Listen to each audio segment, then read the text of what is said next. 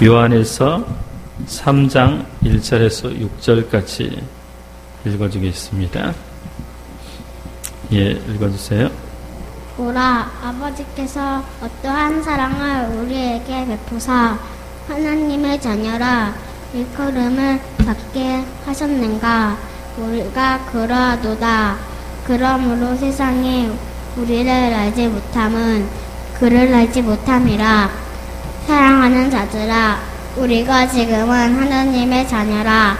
장래에 어떻게 될지는 아직 나타나지 않았으나 그가 나타나시면 우리가 그와 같을 줄을 아는 것은 그의 첫모습 그대로 볼 것이기 때문이니 주를 향하여 이 소망을 가진 자마다 그의 깨끗하심과 같이 자기를 깨끗하게 하느니라.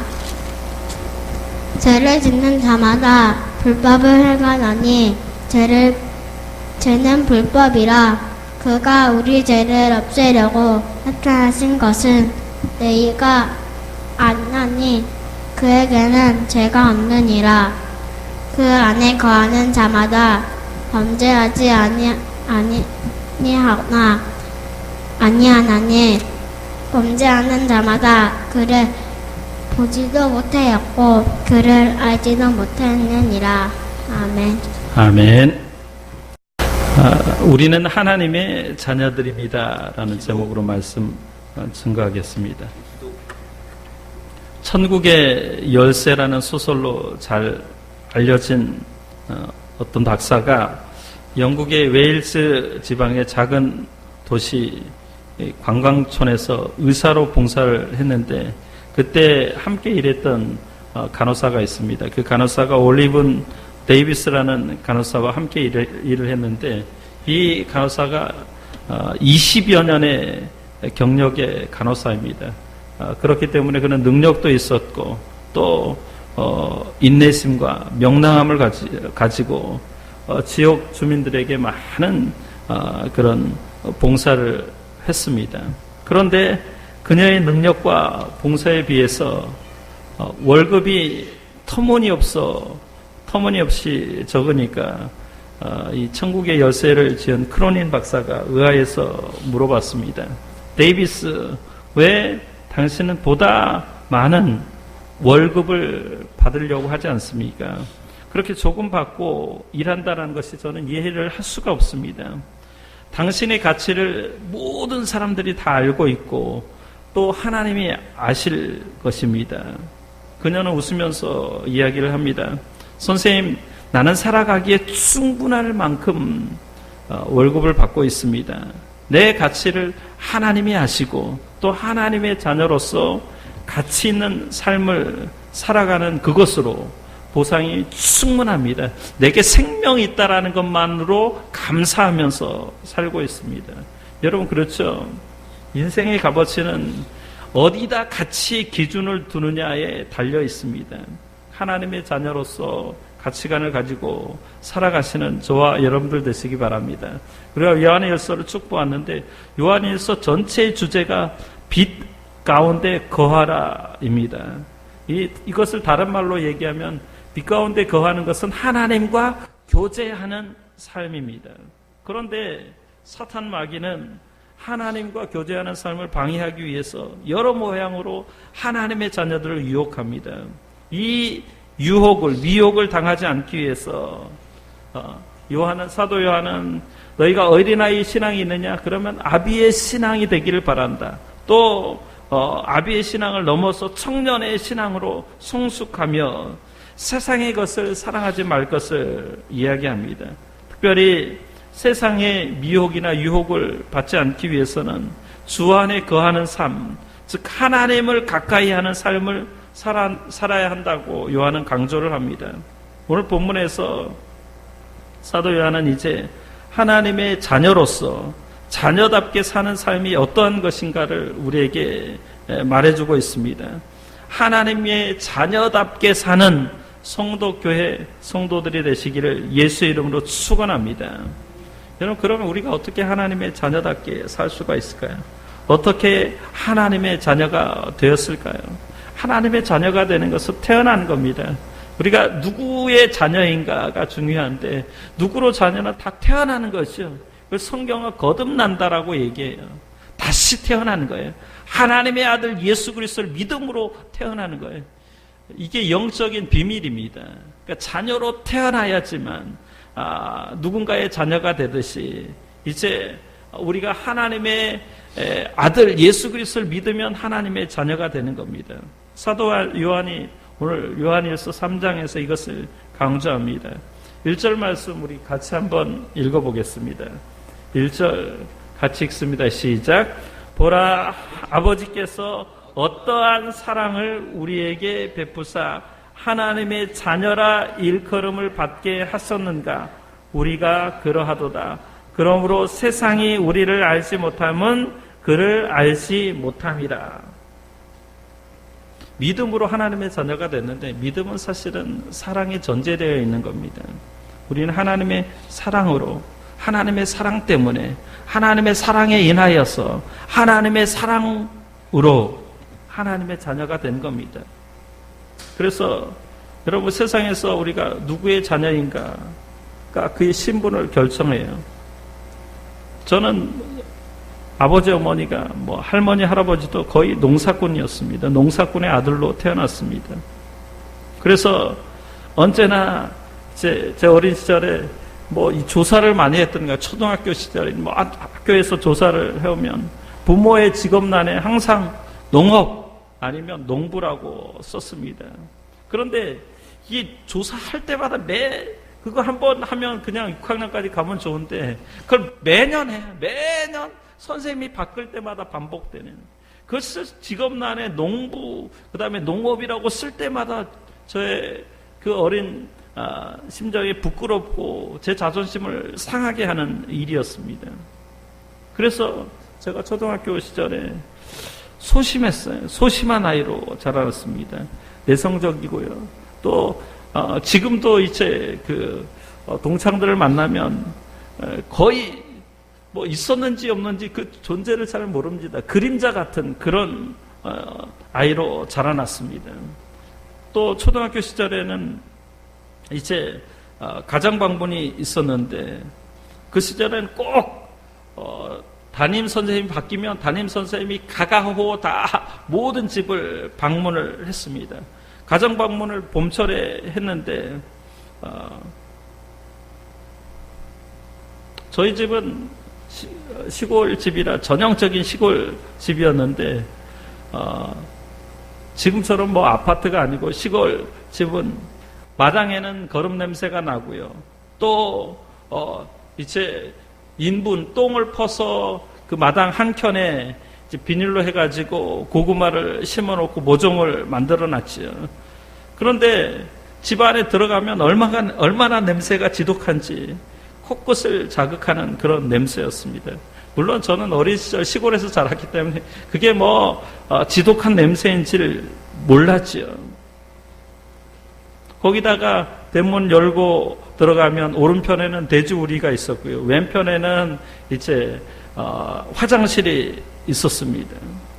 그리고 돼지우리 옆에 또 닭장이 있었고 옆에 토끼 키우는 토끼장이 있었습니다. 그러니까 집 안에는 온통 냄새인데 돼지 똥 냄새, 닭 똥 냄새, 거름 냄새, 사람 똥 냄새가 풍기는 집이었습니다. 그런 집에 선생님이 찾아온다라는 거예요. 가정 방문이라고 선생님이 찾아온다는 거예요. 저는 지금 같으면 선생님 찾아오면 얼마나 반갑겠습니까? 그 시절에 소심하고 내성적인 그런 아이였기 때문에 선생님이 찾아온다는 소식에 참 너무나 얼굴이 화끈거릴 정도로 부끄러웠습니다. 창피했습니다. 그래서 동네 어귀에서 선생님이 오나 이렇게 쳐다보다가 선생님이 오는 모습을 보고 도망갔고 그런데 엄마한테 들켰어요. 선생님을 반기지 않은 것이 아니라 제 그 삶의 초라한 모습을 들키지 않고 싶은 그런 어린 마음이었습니다. 엄마한테 들켜가지고 선생님이 왔는데 이제 더 창피한 것은 시골집에 대접할 게 뭐가 있나요? 대접할 게 아무것도 없습니다. 배고픈 시절이라 봄철에는 고구마도 잘 없는 시절이었습니다. 그래서 막걸리를 사오라고 하니 막걸리 받아오라고 얘기합니다. 그러면 주전자 들고 아니면 대병 들고 막걸리를 받으러 갔다가 이제 돌아오는데 어머니가 뭐라고 얘기하냐면 선생님에게 대부분 다 그 시절 어머니들은 선생님이 뭐라고 얘기하는 우리 애들이 패서라도 매를 때려서라도 패서라도 좋으니까 정말 좋은 아들 만들어 달라고 신신당부를 했습니다. 그리고 이제 또 다른 집에 가야 되니까 막걸리 한 잔 마시고 그 다음에 어떤 점 얘기하고 몇 분 있다가 가는데 그냥 보내지 않아요.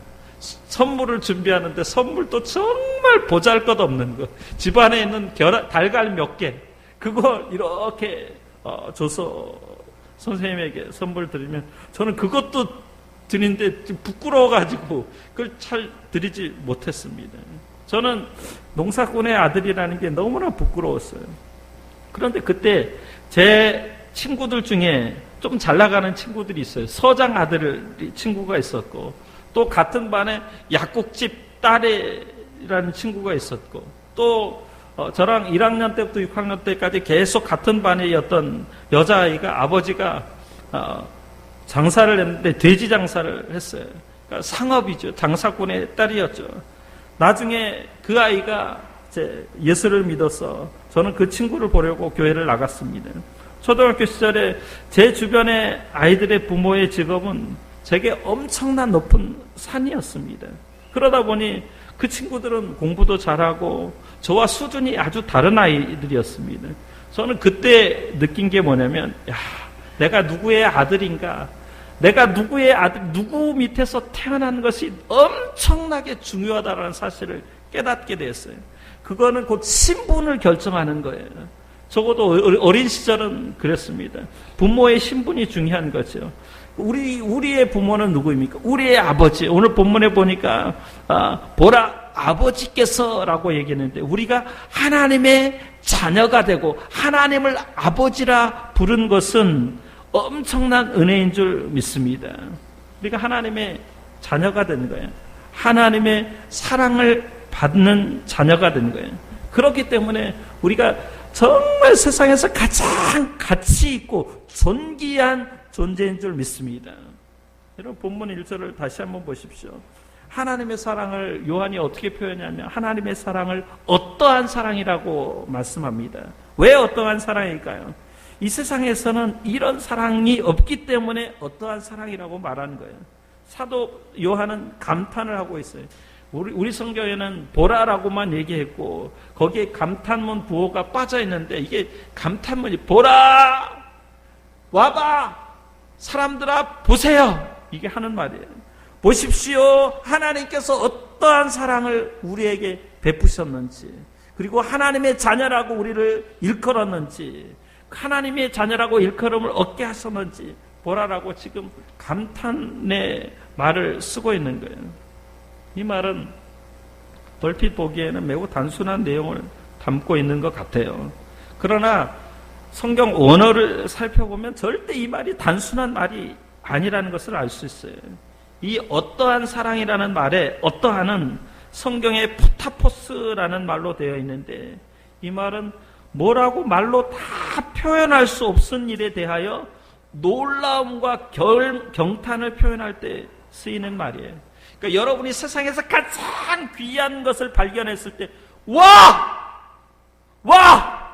놀랍다라는 그 말을 쓸 때 이 보라라는 말을 쓰는 거예요. 이 말을 마태복음 8장 27절에 예수님께서 이 말을 썼을 때 제자들이 뭐라고 얘기했냐면 예수님께서 풍랑을 잠잠케 꾸짖어서 잠잠케 했을 때 제자들이 뭐라고 얘기했냐면 그 사람들이 놀랍게 여겨 이르되 이가 어떠한 사람이기에 바람과 바다도 순종하는가 하더라. 그러니까 풍랑이 일고 그 풍랑에 배가 부딪혀 깨어져서 제자들이 죽으려고 할 때 예수님께서 그 풍랑을 향해서 바다야 잠잠하라 하니까 바다가 잠잠해졌어요. 그러니까 제자들이 보고 놀랍게 여겨서 이가 어떠한 사람이기에 그때 쓰는 말이 어떠하니라는 말이에요. 그러니까 말로 다 표현할 수 없는 그런 사랑을 포타포스의 사랑이라고 얘기해요. 도저히 인간의 차원으로, 인간으로서는 이해할 수 없는 초자연적인 일을 경험했을 때, 그때 어떠한 사랑이라고 얘기해요. 요한은 요한복음 3장 16절에서 하나님의 세상을 이처럼 사랑하사, 이처럼이라는 말을 썼는데 그 이처럼이랑 똑같은 말이에요. 하나님의 외아들, 독생자 예수 그리스도를 십자가에 내어주는 사랑을 어찌 말로 다 표현할 수 있는 사랑이겠습니까? 그래서 어떠한 사랑이라고 말하는 거예요. 그리고 그 어떠한 사랑을 우리에게 베푸사, 이전 성경에 우리에게 주사, 그 사랑을 우리에게 베풀어 주신 거예요. 여러분, 부모라고 해도 자식에게 모든 것을 다 줄 수는 없어요. 자식이 아파 죽어갈 때 부모가 자식에게 생명을 줄 수는 없습니다. 특별히 다른 부모는 나와 어떤 피를 같이 하지 않는 자녀에게 아무것도 주지 않습니다. 저는 그걸 어린 시절에 경험했습니다. 어린 시절에 모든 것이 다 귀했는데 지금 여러분들은 우리 한민이, 지민이 뭐 먹을 것이 풍부하고 입을 것이 있고 또 모든 차도 있고 모든 것이 다 갖추어져 있기 때문에 먹는 것 소중한지를 모릅니다.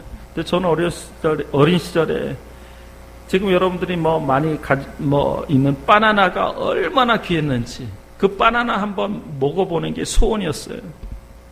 제 친한 친구 정원이라는 친구가 있는데 그 친구 어머니가 광주의 양동시장에서 장사를 했습니다. 이제 고구마 줄기라든지 아니면 양파라든지 다른 것들을 가지고 가서 양동시장에서 팔고 이렇게 오는데 양동시장에서 팔고 이제 돈을 바꿔가지고 그 돈을 가지고 그 친구 어머니가 바나나를 사왔던 적이 있어요. 그 바나나가 이게 한 뭉치가 크잖아요. 제가 보니까 그 바나나가 너무나 먹음직스럽고 보함직스럽고 나도 드디어 하나 주겠지 하고 옆에서 이렇게 촥 쳐다보고 있었는데 뭐라고 얘기하냐면은 야 광남아 너 저녁 때 됐으니까 빨리 집에 가서 밥 먹어 라고 얘기하는 거예요. 바나나 하나 먹고 싶어서 그걸 쳐다보고 있는데 바나나가 이렇게 한 뭉치였어요. 그 집에 식구들이 많았어요. 한 5명 되는 남자애들만 5명이기 때문에 그 하나 지금 생각해 보면 하나씩 한 2개씩 먹어야 되는데 제가 그걸 이렇게 쳐다보고 있는 거예요. 친구 어머니가 바나나를 주지 않는 것에 대해서 서러웠고 또 이제 집에 이렇게 가면서 어두컴컴하는데 우리 집은 바나나 하나 사 먹을 수 없는 형편이라는 게 못내 서러웠습니다. 그러면서 누군가에게 무엇을 베풀어 준다라는 것이 쉽지 않다라는 것을 그때 알게 되는 거예요. 그런데 여러분, 우리 하나님은 어떤 분이십니까? 우리에게 어떠한 사랑을 베풀어 주시는 분입니다. 여기 우리에게 베푸사라는 말도 단순하게 어떤 것을 주는 것이 아니라 그냥 부어준다라는 거예요. 여러분, 아침에 일어나셔서 샤워하셨죠? 그러니까 영어의 샤워가 이 말이에요. 부어준다는 말이에요. 그러니까 어제도 보니까 제가 사무실에 보니까 햇볕이 쨍쨍 찌는데 갑자기 그냥 비를 막 쏟아 붓더라고요. 그때 쓰는 말이에요. 베푼다, 주다라는 말이 한여름철에 폭우같이 쏟아 부어주는 것을 말하는 거예요. 그러니까 하나님의 사랑이 그렇게 폭풍처럼 우리에게 다가온 거예요. 비가 엄청 쏟아질 때는 우산도 소용없어요. 비옷을 입어도 아무런 도움이 되지 않습니다. 쏟아질 때는 맞아야 되는 거예요. 오늘 우리에게 베풀어 주시는 하나님의 사랑이에요. 왜 사도 요한이 하나님의 사랑을 포타포스의 사랑으로 강조할까요? 이건 세상 사람들이 사랑에 굶주려 있다라는 거예요. 지금도 사람들은 사랑에 목말라 합니다. 왜 대한민국 청소년들이 많은 아이들이 가출을 할까요? 왜 청소년들이 유혹을 뿌리치지 못하고 비행 청소년이 되고 불량 청소년이 되어서 사회의 문제를 일으킬까요? 지금 우리 사회는 아주 심각한 청소년의 문제를 앓고 있습니다. 청소년의 문제는 부모의 문제입니다. 이런 말이 있어요. 문제아의 배후에는 문제 부모가 있다라는 거죠. 청소년의 문제는 결코 청소년만의 문제가 아니에요. 부모의 사랑을 받지 못한 자녀들이 탈선을 합니다. 탈선을 하면 비로소 부모가 관심을 갖고 애정을 쏟기 때문에 문제를 일으키게 되는 거죠. 그때서 내가 우리 자녀에게 사랑을 붓지 못했구나. 사랑이 부족했다는 것을 알게 되는 거죠. 그러므로 부모의 사랑을 충분히 맛보고 경험한 아이들은 결코 엇나가지 않아요. 결손 가정의 자녀가 되지 않습니다. 오늘 교회 안에도 불량 청소년과 같은 그런 아이들이 많습니다. 왜? 하나님의 사랑, 하나님의 은혜를 받지 못한 직분자들이 지금 자신이 뭘 잘못하고 있는지 모르는 거예요. 사도 요한이 지금 이걸 얘기하고 있는 거예요. 교회 안에 이단 세력이 들어와서 있다고 말하면서 이단들이 유혹하고 미혹하여 성도들의 지금 신앙을 흔들어 놓고 있는데, 이런 외적인 문제에 대해서 이 외적인 문제를 극복할 수 있는 유일한 방법이 뭐냐? 하나님의 사랑이라는 거예요. 하나님께서 우리를 어떻게 사랑하셨는지, 하나님께서 우리의 사랑을 어떻게 베풀어 주셨는지, 그 사랑을 알면 우리가 변화된다라는 것이요. 그 사랑을 맛보면 어떤 유혹이나 어떤 미혹이나 어떤 시험에도 흔들리지 않는다라는 거죠. 저는 확신합니다. 여러분, 부모가 자녀에게 사랑을 쏟아부으면, 어린 시절엔 정말 찢어지게 가난했는데 왜 가난한 삶 가운데서도 흔들리지 않았느냐? 부모의 사랑이 있었기 때문에 흔들리지 않은 거죠. 지금은 왜 이렇게 풍요로운데도 청소년들의 문제가 심각하냐? 결국은 사랑이 없기 때문에 그렇습니다.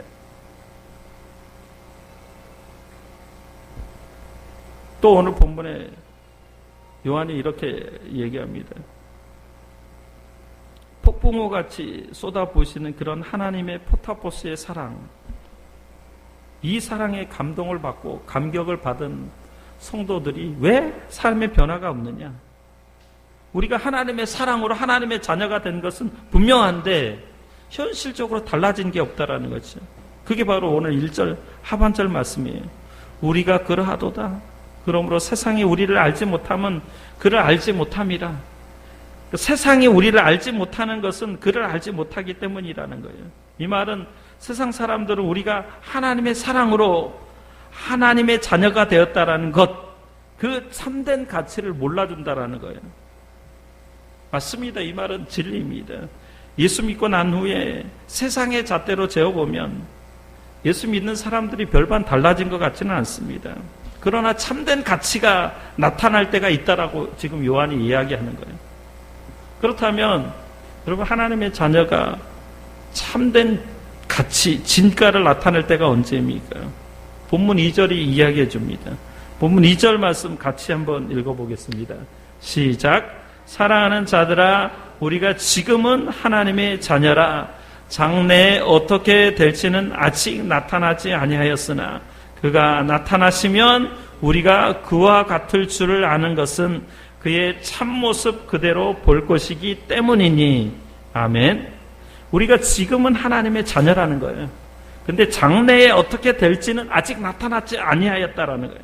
그가 나타나시면 우리도 하나님같이 된다라는 거예요. 하나님의 거룩하심같이, 하나님의 인자하심같이, 하나님의 자비하심같이, 하나님의 그 신적인 부요함이 우리에게도 있다라는 거예요. 세상의 시시한 것에, 세상에 정말 썩어지고 없어질 것에 마음을 뺏기지 않는다라는 거예요. 그게 하나님의 자녀의 풍성함이에요. 지금은 그런데 그것이 온전하게 나타나지 않는 거예요. 장래에 나타나는 거예요. 장래. 그래서 사도 요한이 하나님의 이 사랑, 포타포스의 사랑을 강조하는 이유가 여기에 있습니다. 하나님의 사랑으로, 하나님의 사랑 때문에 하나님의 자녀가 되면 예수 안에 누릴 놀라운 축복이 있다라는 것을 이야기하는 거예요. 그런데 문제는 뭐냐면 그것이 지금 당장이 아니고 미래에 있어질 것을 이야기합니다. 당장은 그 가치가, 그 진가가 나타나지 않을 것을 이야기합니다. 그 진가가 나타날 때가 언제인가 하면 바로 우리가 주님 앞에 설 때라는 거예요. 지금 그것이 다 비밀에 감춰져 있고요. 또 숨겨져 있습니다. 그러니까 그리스도 안에 감춰진 비밀이에요. 지금 모든 사람들이 이렇게 살아갈 때 누가 존귀한 사람처럼 보입니까? 세상에서 성공하고 유명하고 돈 많은 사람들이 존귀한 사람처럼 보입니다. 그래서 세상은 그리스도를 알지 못합니다. 그리스도 안에 누릴 영광도 모르고 구원도 모르고 영생도 모르고 천국 모르죠. 사실은 구원이나 영생이나 천국은 지금보다도 주님 앞에 설 때 더 영광스럽고 가치 있는 것인 줄 믿습니다. 사실은 우리가 이 육적인 생명을 가지고 있을 때는 이 육적인 생명의 한계 가운데 있어요. 영원히 산다는 게 모르는 거예요. 제가 며칠 전에 산에 가봤는데 바위산에 아무것도 없는데 개미들이 열심히 먹을 것을 찾아다니더라고요. 뭐 먹을 것이 있나 봤더니 아무것도 없어요. 아무것도 없는데 열심히 부지런히 움직이는 개미와 같은 것이 우리 인생입니다. 주님 앞에 섰을 때 우리에게 구원도 영생도 천국도 가치 있는 거예요. 그러니까 예수 모르는 사람들이 구원을 알 수 없고 영생을 알 수 없고 하늘나라의 유업을 알 수 없습니다. 그러므로 우리가 지금 현재 가장 부유한 사람들입니다. 왜냐하면 이미 구원도 알고 영생도 알고 천국도 알고 천국의 기업을 물려받는다라는 것을 알고 있기 때문에 가장 부유한 사람들이고 가장 명예로운 사람들입니다. 가장 영광스러운 삶을 살고 있습니다. 그럼에도 불구하고 현실적으로 세상에서 무시를 당하며 살아가고 있습니다. 그러나 믿음이 있는 우리는 낙심하거나 후회하지 않습니다. 왜냐하면 하나님의 자녀의 진가가 장래에 나타날 것이기 때문에 그렇습니다. 이것은 우리의 어떤 육체적인 삶이 마치는 그 시점에 가보면 알게 됩니다. 모든 사람은요, 세상에 살 때는 내일이 있고 모레가 있고 영원히 살 것처럼 그렇게 살아갑니다. 그러나 막상 죽음의 그림자가 다가오면 예수 믿는 사람과 믿지 않는 사람은 완전히 달라집니다. 믿는 사람은 내 아버지 집에 가고 천국에 가고 영생의 삶을 누릴 것이기 때문에 즐거워합니다. 기뻐합니다. 오히려 소망합니다. 그러나 믿지 않는 사람은 죽음의 그림자가 다가오면 두렵습니다. 누구라도 붙잡고 더 살고 싶다라고 이야기합니다. 왜요? 소망이 없기 때문에. 여러분, 우리의 소망은 뭡니까? 천국입니다. 우리의 소망은 그와 같이 될 것입니다. 오늘 요한은 이렇게 얘기합니다. 3절 말씀 보면 주를 향하여 이 소망을 가진 자마다 그의 깨끗하심과 같이 자기를 깨끗하게 하느니라. 이 소망이 뭐냐면 본문 앞에 2절에 있는 그와 같을 줄 아는 것이에요. 그와 같을 줄이 뭐냐면 하나님 같이 되는 거예요. 여러분, 하나님만이 영생 불사하는 줄 믿습니다. 하나님만이 모든 것을 아십니다. 하나님만이 영원한 생명을 가지고 있고요. 하나님만이 모든 지혜를 소유하고 계십니다. 우리가 그렇게 되는 거예요. 영원히 죽지 않고 영원토록 영생 복락을 누리는 거예요. 영원히 행복한 삶을 사는 거예요. 이 소망이에요. 그와 같이 되는 것. 신의 자녀가 되는 것. 신의 자녀가 된다는 우리가 신이 되는 것과 비슷한 것입니다. 그래서 주를 향한 이 소망을 가진 성도는 어떤 삶을 살아야 될까요? 요한은 주를 향하여 이 소망을 가진 자마다 그의 깨끗하심과 같이 자기를 깨끗하게 하느니라. 깨끗하심과 같이 자기를 깨끗하게 한다고 얘기했습니다. 깨끗한 삶이 뭘까요, 여러분? 깨끗한 삶이 순결한 삶이죠. 거룩한 신부의 삶입니다. 레위기에서는 이렇게 얘기하죠. 내가 거룩하니 너희도 거룩하라. 이건 주님의 명령입니다. 깨끗한 삶을 살아가고 거룩한 삶을 살아갈 것을 이야기합니다. 이거는 이거는 우리가 소망이 있기 때문에, 미래에 대한 소망이 있기 때문에 정말 성화의 삶을 살아갈 것을 이야기합니다. 이런 우화가 있습니다. 엄마 곰과 태어난 지 얼마 안 되는 아기 곰의 대화가 있습니다. 아기 곰이 이제 막 걸음마를 시작했습니다. 걸음마를 시작해서 아기 곰이 엄마 곰에게 물어봅니다. 엄마, 걸으려면 어떻게 해야 되죠? 오른발을 먼저 내밀어야 될까요? 아니면 왼발을 먼저 내밀까요? 아니면 뒷발을 어떻게 해야 되죠? 엄마 곰이 대답을 했어요. 아가야, 아가곰아, 그런 것은 걱정하지 말고 그냥 엄마한테 다정스럽게 걸어온다고 생각하려고 움직여보렴. 그것이 바로 걷는 거란다. 그렇습니다, 여러분. 세상에서 출세하고 유명해지는 삶보다 하나님께 가까이 나아가고 하나님이 기뻐하시는 삶을 산다면 그것이 바로 깨끗하게 사는 것이고 하나님이 원하시는 그런 삶을 산다라는 것을 믿으시기 바랍니다. 하나님의 자녀에게 중요한 것은 뭐냐면 깨끗한 것입니다. 모든 일에 깨끗한 그런 삶이 있으시기를 예수 이름으로 축원합니다. 그럼 깨끗하면 뭘까요? 정신의학자 빅터 프랭클이라는 사람이 있는데 이 빅터 프랭클이 악명 높은 그 아우슈비츠라는 수용소에서 죽음을 이기고 살아나온 사람입니다. 그가 유명한 말을 했습니다. 이런 얘기를 했는데 삶이 우리에게 주는 의미는 조금 더 중요하지 않습니다. 삶이 우리에게 주는 의미는 조금 더 중요하지 않습니다. 정말 중요한 것은 내가 삶에게 주는 의미입니다. 그러면서 아우슈비츠 수용소에서 죽음을 이긴 사람들을 연구하기 시작했어요. 죽음의 수용소에서 살아남은 사람들은 하나같이 삶의 의미가 있는 사람들이었다라는 거예요. 내가 살아가야 될 분명한 이유가 있었습니다. 그러니까 남자라면 밖에 나가면 내가 어떤 여인을 만나서 결혼할 것이다. 그리고 정말 행복한 가정을 꾸릴 것이다 라는 분명한 삶의 이유가 있었던 사람들은 죽음을 이기고 그 지옥 같은 아우슈비츠 수용소에서 살아났다라는 거죠. 그래서 그가 유명한 말을 했는데 삶의 의미요법이라고. 인생에서 가장 중요한 것은 삶의 의미가 있느냐. 내가 살아야 될 이유가 있는 거. 어머니라면 자식을 먹이기 위해서 내 생명을 유지하고 있으면 그러면 자식에게 젖을 줄 수 있고 자식에게 먹을 것을 줄 수 있고 자식에게 어떤 가르침을 줄 수 있는 거죠. 그렇기 때문에 어머니가 살려고 몸부림치는 것 아닙니까? 여러분의 인생에서 가장 중요한 것이 무엇입니까? 부유한 삶입니까? 아니면 유명해지는 것입니까? 아니면 내 인생의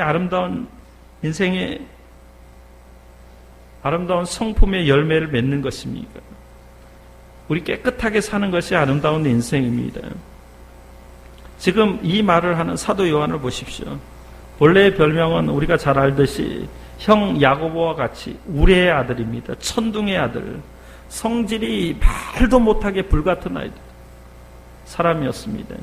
제가 며칠 전에 산에 갔었는데 산에 가보니까 어떤 저보다 더 나이 드신 부부가 50대 된 부부가 이렇게 왔는데 솔방울 타려고 근데 솔방울 어디에서 따려고 했냐면 이게 바위가 이렇게 있는데 바위 끝에서 솔방울 따고 있더라고요. 그러니까 아내가 하지 말라고 하니까 또 여기서 뭐라고 막 대면서 저하고 집사람은 그 바위에서 저걸 왜 따지 하고 이렇게 있는데 두 사람이 막 티격태격하면서도 불구하고 솔방울을 따더라고요. 그래서 솔방울 왜 따냐고 물어봤더니 술 담그려고 라고 얘기하면서 아니 저는 잘 이해를 못했어요. 그게 뭐 어떤 효과가 있는지. 저는 술을 안 마시기 때문에 전혀.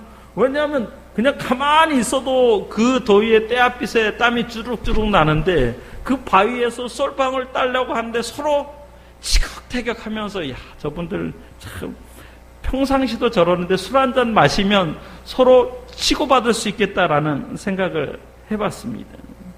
그와 같이 성격이 서로 급한 사람들, 요한이 우리의 아들, 천둥 아들로 성질이 얼마나 불같은지 그런 사람이 지금 변화된 거예요.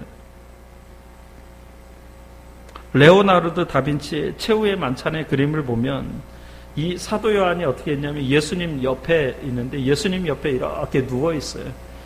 사도 요한은 자신을 항상 표현할 때 예수님이 가장 사랑받는 자, 성격 급한 청년이 온유한 할아버지로 지금 변화된 거예요. 사도 요한이 얼마나 변화되었으면 약 100년 전에 신학자들이 뭐라고 얘기하냐면 이 요한 일서를 쓴 사람이 사도 요한이 아니라는 거예요. 과연 정말 그렇게 성질 급한 사도 요한이 사랑하는 자들아, 사랑하는 자들아, 하나님이 너희를 이렇게 사랑하셨기 때문에 너희가 깨끗하게 살아야 된다라고 이야기할 수 없다라는 거예요. 그래서 요한은 마지막으로 우리에게 이야기해 주는 것은 뭐냐면 정말 우리가 하나님의 사랑을 입은 사람들이면 그 안에 거하는 자마다 범죄하지 아니한다라고, 그것은 자연스러운 결과라고 이야기합니다. 마치 젖먹이 어린아이가 엄마 품에 있을 때 다른 어떤 것이 필요하지 않는 것과 같습니다. 젖먹이 어린아이는 엄마만 있으면 되는 거예요. 우리가 젖먹는 어린아이처럼 예수님만으로 만족해하는 깨끗한 그런 그리스도인들, 신앙인들 되기를 예수 이름으로 축원합니다. 오늘 말씀을 정리하면 우리가 하나님의 자녀인데 하나님의 자녀는 하나님의 놀라운 사랑을 입은 사람들입니다. 그렇기 때문에 깨끗하고 거룩하고 구별된 삶을 살아가기를 하나님이 원하십니다. 죄와 구별되는 것이죠. 그 안에 거하는 자는 죄와 구별된 삶을 살아갑니다.